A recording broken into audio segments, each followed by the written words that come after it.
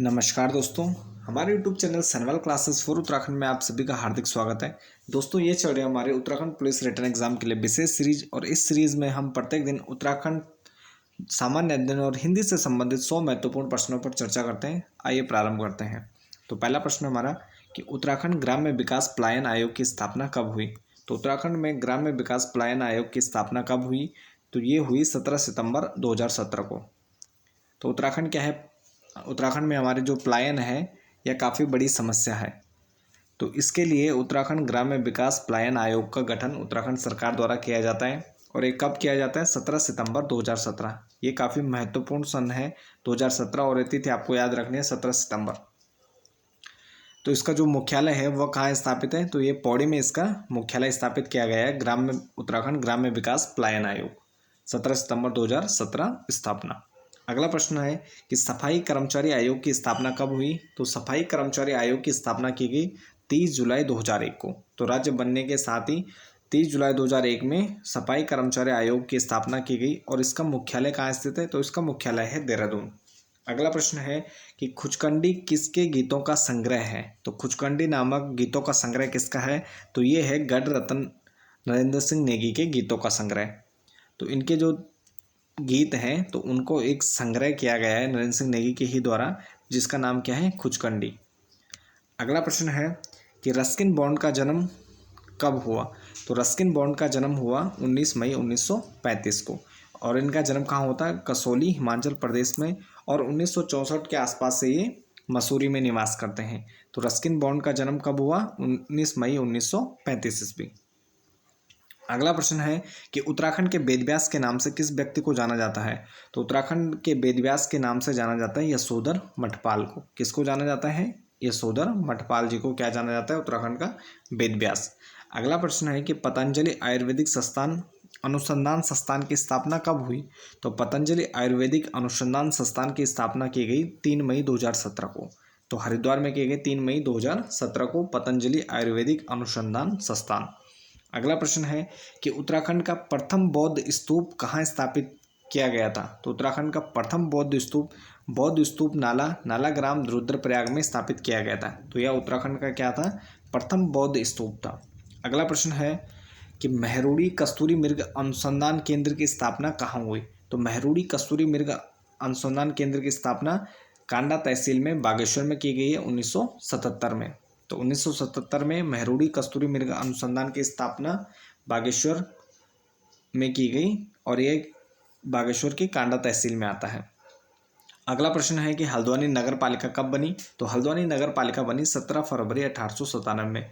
तो हल्द्वानी नगर पालिका कब बनी? 17 फरवरी 1897। अगला प्रश्न है कि भारत व कुमाऊं का वेस्टमोरलैंड किसे कहा जाता है? तो भारत व कुमाऊं का वेस्टमोरलैंड कहा जाता है नैनीताल को। किसे कहा जाता है वेस्टमोरलैंड? नैनीताल को। और वेस्टमोरलैंड क्या है? इंग्लैंड का एक प्रमुख स्थान है जहां नैनीताल, जैसे नैनीताल में क्या है प्रमुख झीलें हैं, तो इसी प्रकार क्या है वहाँ भी कई झीलें हैं, तो इसलिए इसे कुमाऊं का वेस्टमोरलैंड भी कहते हैं। अगला प्रश्न है कि रामपुर तराकांड से दुखी होकर पहाड़ के आगे भीतर पहाड़ के लेखक बलवंत मनराल द्वारा कौन सी पत्रिका निकाली गई? तो रामपुर तराकांड से दुखी होकर पहाड़ के आगे भीतर पहाड़ के लेखक बलवंत मनराल के द्वारा कस्तूरी मानसरोवर नामक पत्रिका निकाली जाती है। अगला प्रश्न है कि राजूला मालुशाही नामक उपन्यास किसका है? तो राजूला मालुशाही नामक उपन्यास है यमुना दत्त वैष्णव, और जिनका उपनाम क्या है? अशोक के नाम से भी इनको जाना जाता है। तो राजूला मालुशाही नामक उपन्यास किसका है? तो यमुना दत्त वैष्णव जी का है। अगला प्रश्न है कि स्वतंत्रता संग्राम में कुमाऊं का योगदान नामक पुस्तक किसने लिखी?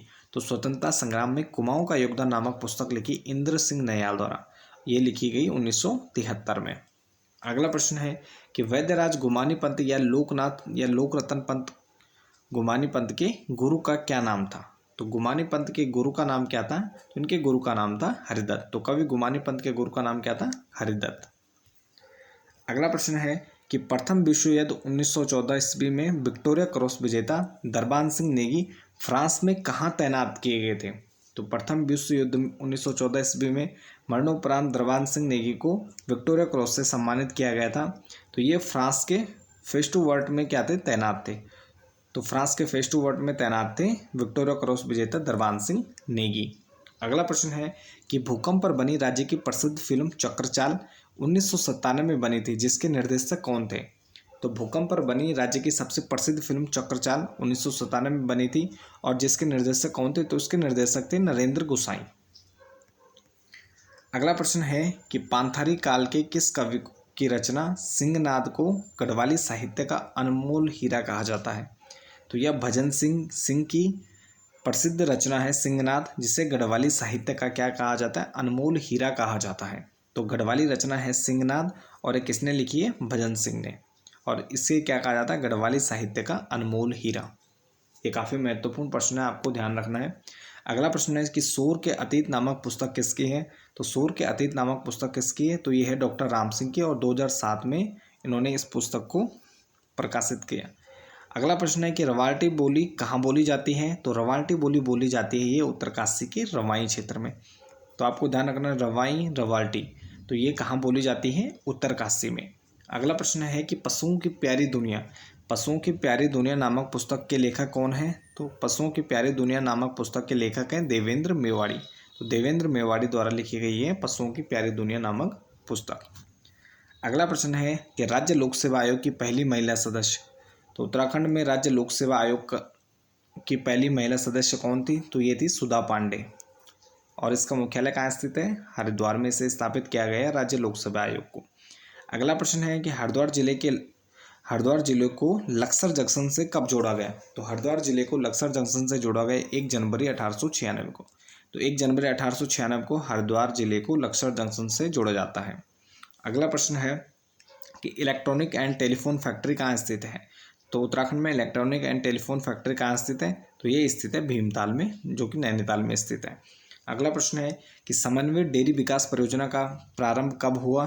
तो राज्य में समन्वित डेयरी विकास परियोजना का प्रारंभ किया गया 2002-3 में समन्वित डेयरी विकास योजना का प्रारंभ हुआ। अगला प्रश्न है कि उत्तराखंड में गंगा गाय महिला डेयरी योजना की शुरुआत कब हुई? तो उत्तराखंड में गंगा गाय महिला डेयरी योजना की शुरुआत की गई 28 दिसंबर 2017 में। तो 28 दिसंबर 2017 में गंगा गाय महिला डेयरी योजना की शुरुआत की गई। अगला प्रश्न है कि राज्य विधानसभा में गाय को राष्ट्रमाता का दर्जा कब दिया गया? तो राज्य विधानसभा में गाय को राष्ट्रमाता का दर्जा दिया गया सितंबर 2018 में। तो सितंबर 2018 में गाय को राष्ट्रमाता का दर्जा दिया गया उत्तराखंड विधानसभा में। अगला प्रश्न है कि मत्स्य नीति 2002 में लागू करने वाला देश का पहला राज्य। तो मत्स्य नीति 2002 में लागू करने वाला देश का पहला राज्य था हमारा उत्तराखंड। तो उत्तराखंड में 2002 में मत्स्य नीति को लागू किया गया। अगला प्रश्न है कि राज्य का एकमात्र जनपद जहां टिन धातु पाई जाती है। तो राज्य का एकमात्र जनपद चमोली है जहां पर टिन धातु पाई जाती है। अगला प्रश्न है कि कालागढ़ बांध किस नदी पर बना हुआ है? तो कालागढ़ बांध किस नदी पर है? तो ये पश्चिमी रामगंगा नदी पर बना हुआ है और इसकी ऊंचाई है 128 मीटर। तो 128 मीटर इसकी कुल ऊंचाई है और पश्चिमी रामगंगा नदी पर यह बना हुआ है। अगला प्रश्न है कि सिंगोली भटवाड़ी परियोजना किस नदी पर है? तो सिंगोली भटवाड़ी परियोजना ये मंदाकिनी नदी पर है और ये कहाँ स्थित है? रुद्रप्रयाग में। और पश्चिमी रामगंगा पर बना कालागढ़ बांध कहाँ है? ये पौड़ी में स्थित है। अगला प्रश्न है कि टिहरी बांध का जलाशय कितने वर्ग किलोमीटर में फैला हुआ है? तो टिहरी बांध जलाशय लगभग 42 वर्ग किलोमीटर में यह फैला हुआ है। अगला प्रश्न है कि उत्तराखंड में गोरखा शासन क्या कहलाता था? उत्तराखंड में गोरखा शासन क्या कहलाता है? तो ये कहलाता है गोरख्याली। तो उत्तराखंड में गोरखाओं का जो अत्याचारपूर्ण शासक था उसे गोरखाली के नाम से जाना जाता है। अगला प्रश्न है कि हिम तेंदुआ परियोजना की शुरुआत कब हुई? तो राज्य में हिम तेंदुआ परियोजना की शुरुआत की गई 2009 में। 2009 में हिम तेंदुआ परियोजना की शुरुआत की गई। अगला प्रश्न है कि हाथी परियोजना की शुरुआत कब हुई? तो 1992 में हाथी परियोजना की शुरुआत की गई 1992 में। ये काफ़ी महत्वपूर्ण प्रश्न आपको ध्यान रखने हैं। अगला प्रश्न है यमुना और रिखनार नदी के संगम पर स्थित है। तो यमुना और रिखनार नदी के संगम पर स्थित है लाखा मंडल और ये कहाँ स्थित है? ये देहरादून में स्थित है। अगला प्रश्न है यमुना नदी की राज्य में कुल लंबाई। तो यमुनोत्री से लेकर और धालीपुर नामक स्थान तक जहाँ से यमुना नदी राज्य से बाहर होती है तो 136 किलोमीटर कुल लंबाई है यमुना नदी की। अगला प्रश्न है कि लघु हिमालय से निकलने वाली प्रमुख नदियाँ कौन कौन सी हैं? तो लघु हिमालय से निकलने वाली प्रमुख नदियाँ हैं नयार, सरयू, पश्चिमी रामगंगा व लधिया। तो ये क्या है? लघु हिमालय या मध्य हिमालय से निकलने वाली प्रमुख नदियां हैं। अगला प्रश्न है कि जनजातीय आस्था का केंद्र घटकू कहाँ स्थित है? तो जनजातीय आस्था का प्रमुख केंद्र घटकू स्थित है चंपावत जिले में। कहाँ स्थित है? चंपावत जिले में है घटकू। अगला प्रश्न है कि फटक शिला का मेला कहाँ लगता है? तो फटक शिला का मेला कहाँ लगता है? तो ये लगता है लोहघाट चंपावत में। तो फटक शिला का मेला कहाँ लगता है? लोहघाट चंपावत। अगला प्रश्न है कि राज्य में फिल्म नीति कब बनाई गई? तो राज्य में फिल्म नीति बनाई गई 2015 में। तो राज्य में फिल्म नीति कब बनाई गई? 2015। अगला प्रश्न है कि राज्य का पहला निवेशक सम्मेलन यानी डेस्टिनेशन उत्तराखंड। तो राज्य का पहला निवेशक सम्मेलन डेस्टिनेशन उत्तराखंड कब हुआ? तो ये इसका आयोजन किया गया 7-8 अक्टूबर 2018। और ये प्रश्न पूछा जा चुका है कि राज्य का पहला निवेशक सम्मेलन डेस्टिनेशन उत्तराखंड कब हुआ? तो ये किया गया 7-8 अक्टूबर 2018 में। अगला प्रश्न है कि राज्य में सर्वाधिक ऊसर भूमि वाला जिला कौन सा है? तो राज्य में सर्वाधिक ऊसर भूमि वाला जिला है चमोली। कौन सा है? चमोली। सर्वाधिक ऊसर भूमि वाला जिला चमोली। अगला प्रश्न है कि उत्तराखंड में वन विभाग का मुख्यालय कहाँ स्थित है? तो उत्तराखंड में वन विभाग का मुख्यालय है राजपुर रोड, देहरादून में स्थित है। अगला प्रश्न है कार्बेट राष्ट्रीय पार्क के मध्य में कौन सी नदी रामगंगा में मिलती है? तो कार्बेट राष्ट्रीय पार्क के मध्य पलेन नदी क्या है? ये रामगंगा नदी की सहायक नदी है जो रामगंगा में मिल जाती है, पश्चिमी रामगंगा में। अगला प्रश्न है कि जोड़ मेला कहाँ लगता है? तो जोड़ मेला लगता है मीठा साहिब में, चंपावत में। कहाँ लगता है? मीठा साहिब के पास, चंपावत में। अगला प्रश्न है कि आईटीबीटी पार्क कहाँ स्थित है? तो आईटीबीटी पार्क स्थित है, ये है पंतनगर में। तो उधम सिंह नगर के पंतनगर में स्थित है आईटीबीटी पार्क। अगला प्रश्न है कि वन एवं वन पंचायत प्रशिक्षण अकादमी कहाँ स्थित है? तो वन एवं पंचायत प्रशिक्षण अकादमी कहाँ स्थित है? तो ये स्थित है नैनीताल में। अगला प्रश्न है कि फल संरक्षण एवं शोध केंद्र। तो फल संरक्षण एवं शोध केंद्र कहाँ स्थित है? तो ये स्थित है चौबटिया रानीखेत में। अगला प्रश्न है कि मिलम ग्लेशियर में कौन सी नदी का उद्गम होता है? तो मिलम ग्लेशियर से गौरी गंगा नदी का उद्गम होता है। तो गौरी गंगा निकलती है मिलम ग्लेशियर से। और गौरी गंगा क्या है? ये काली नदी की एक प्रमुख सहायक नदी है जो कि इसमें काली नदी में मिलती है, जौलजीबी में। अगला प्रश्न है लंगूर घाट और सिलघाट के संगम पर कौन सा नगर बसा हुआ है? लंगूर घाट और सिलघाट के संगम पर कौन सा नगर है? तो यह है दुगड्डा नगर। दुगड्डा में लंगूर और सिलघाट पर क्या है? दुगड्डा नगर बसा हुआ है। इसके बाद हमारे सामान्य ज्ञान व सामान्य अध्ययन से संबंधित 30 महत्वपूर्ण प्रश्न हैं, जिनमें पहला प्रश्न हमारा कि भारतीय सुधार समिति की स्थापना कब हुई? तो 1887 में इंग्लैंड में दादा भाई नौरोजी द्वारा भारतीय सुधार समिति की स्थापना की गई। अगला प्रश्न है कि मसूद साहिब मिर्जा गालिब किस शासक के समय दिल्ली में रहते थे? तो मसूद साहिब मिर्जा गालिब का नाम आपने सुना ही होगा। तो ये दिल्ली में, ये किस शासक के समय दिल्ली में रहते थे? तो ये रहते थे बहादुर शाह जफर के समय। तो बहादुर शाह जफर के समय ये दिल्ली में निवास करते थे। अगला प्रश्न है कि शिवाजी द्वारा सूरत में 2 बार कब कब लूट की गई? तो शिवाजी द्वारा 2 बार सूरत में लूट की गई, 1664 और 1670 ईस्वी में। तो 1664 और 1670 सूरत लूट के नाम से काफ़ी प्रसिद्ध है। अगला प्रश्न है कि मराठाओं का अंतिम पेशवा। तो मराठाओं का अंतिम पेशवा कौन था? तो ये था बाजीराव द्वितीय। तो मराठाओं का अंतिम पेशवा कौन था? बाजीराव द्वितीय। अगला प्रश्न हमारा कि अमृतसर नगर की स्थापना सिखों के किस गुरु द्वारा की गई? तो अमृतसर नगर की स्थापना सिखों के चौथे गुरु यानी गुरु रामदास द्वारा की गई। अगला प्रश्न है कि तख्ते ताउस पर बैठने वाला अंतिम शासक कौन था? तो तख्ते ताउस पर बैठने वाला अंतिम शासक था मोहम्मद शाह रंगीला। कौन था? मोहम्मद शाह रंगीला। अगला प्रश्न है कि ईरान का नेपोलियन किसे कहा जाता है? तो ईरान का नेपोलियन कहा जाता है नादिर शाह को। किसे कहा जाता है? नादिर शाह। अगला प्रश्न है कि वरुण ग्रह की खोज किसने की? तो जोहान गार्ले ने 1846 में वरुण ग्रह की खोज की थी। अगला प्रश्न है कि भूकंपीय तरंगों को किस यंत्र के द्वारा रेखांकित किया जाता है? तो भूकंपीय तरंगों को सिस्मोग्राफ के द्वारा रेखांकित किया जाता है। तो कौन से यंत्र के द्वारा रेखांकित किया जाता है भूकंप तरंगों को? तो सिस्मोग्राफ। अगला प्रश्न है कि नवीनतम ज्ञात मंदाकिनी कौन सी है? तो नवीनतम ज्ञात मंदाकिनी है ड्वार्फ मंदाकिनी। कौन सी है? ड्वार्फ मंदाकिनी। अगला प्रश्न है कि चंद्रमा के विषय में अध्ययन करने वाला विज्ञान क्या कहलाता है? तो चंद्रमा के विषय में अध्ययन करने वाला विज्ञान कहलाता है सेलेनोलॉजी। तो सेलेनोलॉजी क्या कहलाता है? चंद्रमा के विषय में अध्ययन करने वाला विज्ञान। अगला प्रश्न है पृथ्वी आकार में कौन सा ग्रह है? तो 5वां ग्रह है पृथ्वी। अगला प्रश्न है सूर्य का सबसे निकटतम ग्रह। तो सूर्य का सबसे निकटतम ग्रह कौन सा है? तो सूर्य का निकटतम ग्रह है बुध। पृथ्वी की भगिनी ग्रह किसे कहा जाता है? तो पृथ्वी की भगिनी ग्रह या पृथ्वी की बहन कहा जाता है शुक्र को। अगला प्रश्न है कि स्वर्णिम चतुर्भुज के तहत कौन से देश आते हैं? तो स्वर्णिम चतुर्भुज के तहत आते हैं लाओस, थाईलैंड और म्यांमार। तो 3 देश आते हैं, लाओस, थाईलैंड और म्यांमार, जिनको स्वर्णिम चतुर्भुज के तहत। अगला प्रश्न है कि विश्व में सर्वाधिक सिंचाई नहरों का सबसे बड़ा जाल है। ये चतुर्भुज नहीं, यहाँ पर त्रिभुज हो जाएगा स्वर्णिम त्रिभुज के तहत। अगला प्रश्न है कि विश्व में सर्वाधिक सिंचाई नहरों का सबसे बड़ा जाल कहाँ है? तो विश्व में सर्वाधिक सिंचाई नहरों का जाल है पाकिस्तान में। तो पड़ोसी देश पाकिस्तान में क्या है? सर्वाधिक सिंचाई नहरों का जाल बिछा हुआ है। अगला प्रश्न है चा ना यू उत्सव, चाय का एक विशेष उत्सव किस देश में मनाया जाता है?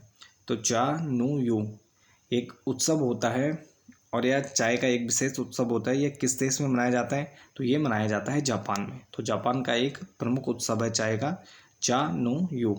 अगला प्रश्न है कि पक्षियों का देश किस महाद्वीप को कहा जाता है? तो दक्षिणी अमेरिका को पक्षियों का देश कहा जाता है। तो पक्षियों का देश किसे कहा जाता है? दक्षिणी अमेरिका। अगला प्रश्न है हमारा, एशिया का सबसे गर्म स्थान कौन सा है? तो एशिया का सबसे गर्म स्थान है जैकोबाबाद, पाकिस्तान में। तो सबसे गर्म स्थान कहाँ है? जैकोबाबाद, पाकिस्तान में।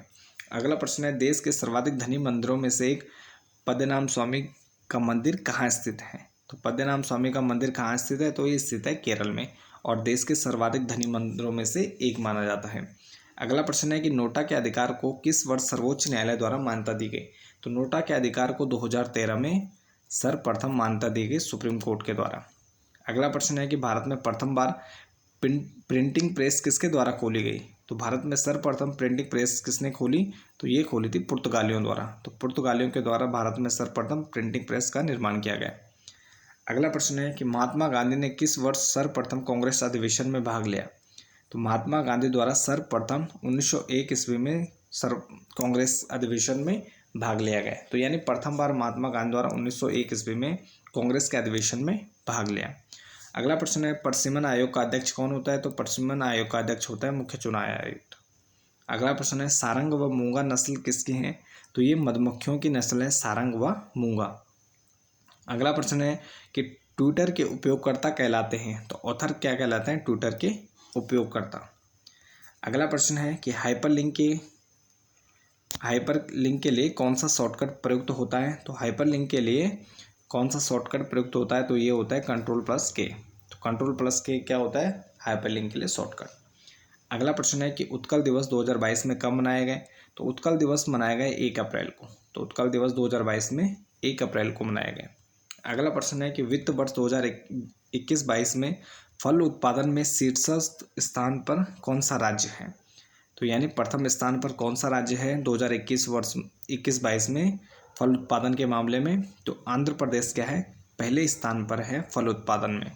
अगला प्रश्न है कि फास्टर नामक सॉफ्टवेयर के लॉन्चकर्ता कौन है? तो फास्टर नामक सॉफ्टवेयर के लॉन्चकर्ता कौन है? तो यह है NV रमना। अब इसके बाद हिंदी के 20 महत्वपूर्ण प्रश्न हैं। पहला प्रश्न है कि एक भारतीय आत्मा किसे कहा जाता है? तो भारतीय आत्मा कहा जाता है माखनलाल चतुर्वेदी को। किसे कहा जाता है? माखनलाल चतुर्वेदी। और ये प्रश्न विभिन्न परीक्षाओं में कई बार पूछा जा गया। अगला प्रश्न है हिंदी का प्रथम उपन्यास। तो हिंदी का प्रथम उपन्यास है परीक्षा गुरु। कौन सा है? परीक्षा गुरु। अगला प्रश्न है कि अपभ्रंश का वाल्मीकि किसे कहा जाता है? तो अपभ्रंश का वाल्मीकि कहा जाता है स्वयंभू कवि को। किसे कहा जाता है? स्वयंभू कवि। अगला प्रश्न है कि आधुनिक युग की मीरा किसे कहा जाता है? तो आधुनिक युग की मीरा कहा जाता है महादेवी वर्मा को। तो आधुनिक युग की मीरा किसे कहा जाता है? महादेवी वर्मा।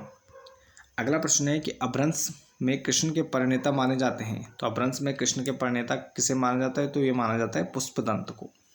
अगला प्रश्न है हिंदी का सर्वप्रथम प्रकाशित पत्र कौन सा है? तो यह है उद्दंत मार्तंड। तो हिंदी का सर्वप्रथम प्रकाशित पत्र कौन सा है?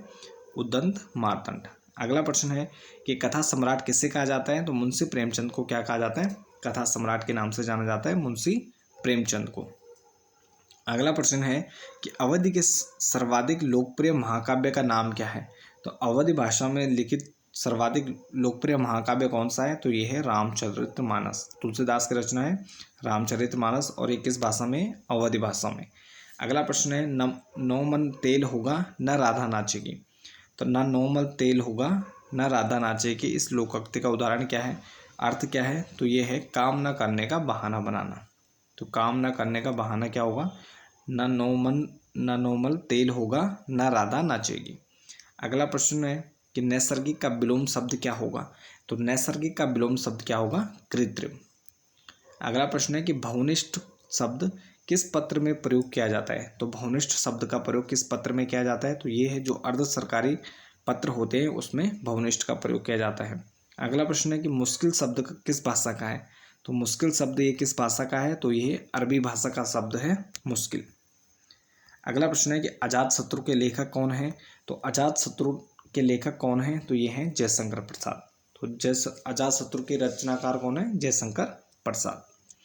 अगला प्रश्न है कि उल्लास का संधि विच्छेद क्या होगा, तो उल्लास क्या है, एक व्यंजन संधि है इसमें, उत्धनलास। तो उत्धनलास क्या है, व्यंजन संधि है, और ये क्या है, उल्लास का संधि विच्छेद है। अगला प्रश्न है कि लोकायतन किस कवि की रचना है, तो लोकायतन रचना है सुमित्रा नंदन पंत की। तो सुमित्रा नंदन पंत की रचना है लोकायतन। अगला प्रश्न है कि जिस छंद के सभी चरणों में वर्णों की संख्या समान हो उसे क्या कहा जाता है, तो जिस छंद के सभी चरणों में वर्णों की संख्या समान हो उसे कहते हैं वर्णिक छंद। क्या कहते हैं, वर्णिक छंद। अगला प्रश्न है जिस छंद के सभी चरणों में मात्राओं की संख्या समान हो तो वह क्या कहलाता है, मात्रिक छंद कहलाता है। जिसमें वर्णों की संख्या समान हो वर्णिक छंद, जिसमें मात्राओं की संख्या समान हो मात्रिक छंद।